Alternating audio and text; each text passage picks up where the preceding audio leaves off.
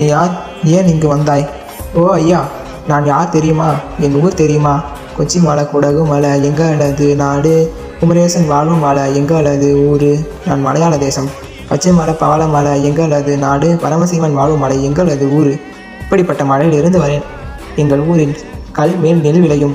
நான் பாசிமணி, ஊசி மணி என அனைத்து மணியும் விற்கிறேன். அது மட்டுமல்ல, முத்து மாலை, துளசி மாலை, பச்சை மாலை என அனைத்து மாலையும் விற்கிறேன். என்ன வேலை தெரியும் உனக்கு?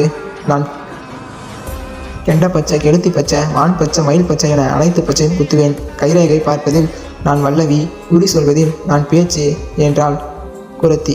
உடனே மக்கள் மகாராஜாவிற்கு குறி பார்க்க வேண்டும் என உரைக்க அன்னை அரண்மனைக்கு குறி சொல்ல அழைக்கின்றனர். அன்னையும் குறி பார்க்க வருகிறாள். ஐயா மகாராஜா, நான் கேட்கும் பொருள் தந்தால் தான் குறி உரைப்பேன். தருகிறேன் என்றால் உரைக்கிறேன், இல்லை என்றால் உரைக்க மாட்டேன் என்றால் அன்னை. அதற்கு